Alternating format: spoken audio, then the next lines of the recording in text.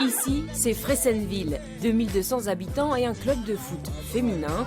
Une section ouverte il y a 15 ans au cœur du Vimeux, en plein désert footballistique pour les filles. Un pari un peu fou au départ.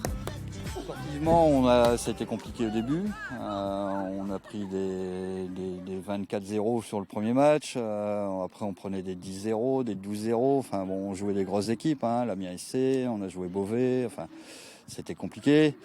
Il fallait remobiliser les filles chaque week-end, à chaque entraînement, leur dire voilà, bon, on est un petit club, petit à petit. Et puis de plus en plus, on a eu des filles qui étaient compétitrices, donc au fur et à mesure, ça a pris de l'ampleur.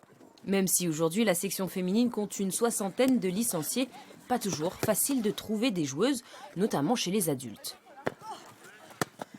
Il n'y a pas assez de filles, c'est pas assez développé dans les grandes villes. Oui, même nous ici, on arrive à être 10 là ce soir, mais c'est rare. Parce que les filles, ils sont sur Amiens, ils ont l'école, il y en a, ils sont sur Rouen. Là, par exemple, Maëlys, elle n'habite pas du tout par ici. C'est carrément compliqué. Compliqué car toutes les joueuses ou presque ont de la route à faire pour venir à l'entraînement. Toutes deux au club, Tessa et sa mère Aurore habitent à une 15aine de kilomètres du club avec leurs chevaux. En plus des allers-retours pour se rendre au stade, il y a aussi la route pour les matchs.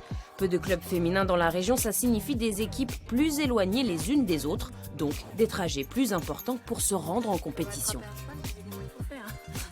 De temps en temps, c'est pénible parce qu'on a plus de routes que de matchs, quoi. Donc des fois, c'est un peu plus compliqué pour ça. Mais le reste après, dans l'ensemble... Ah oui, mais toi, ça fait pas longtemps que tu fais du foot. Moi, depuis mes ça fait 5-6 ans que je fais du foot. C'est vrai que des week-ends entiers sacrifiés pour le foot, des fois ça pèse, mais après, dans le pour et le contre, il y a toujours plus de pour parce que ça nous dépense, c'est une activité sportive, donc c'est bien déjà. Après, il y a vraiment beaucoup du côté humain et tout, c'est vraiment super, mais c'est vrai que ça bouffe le temps. 2 fois par semaine, donc, elles se rendent à Fressenville, 20 minutes de route. C'est maximum 2 entraînements par semaine. Quand on arrive à être assez nombreuses pour faire les 2 entraînements, la plupart du temps, on n'en fait qu'un l'hiver parce qu'on n'est pas assez nombreuses. Parce qu'un entraînement à 4-5, c'est pas très intéressant, donc on les fait pas. Avec des joueuses qui habitent aux 4 coins du département, des efforts sont nécessaires pour assurer la cohésion de groupe, plus qu'avec des équipes de garçons. Les garçons se connaissent, ils sont à l'école ensemble, au collège ensemble, au lycée ensemble, donc ils se connaissent. En général, c'est des noyaux qui se connaissent bien.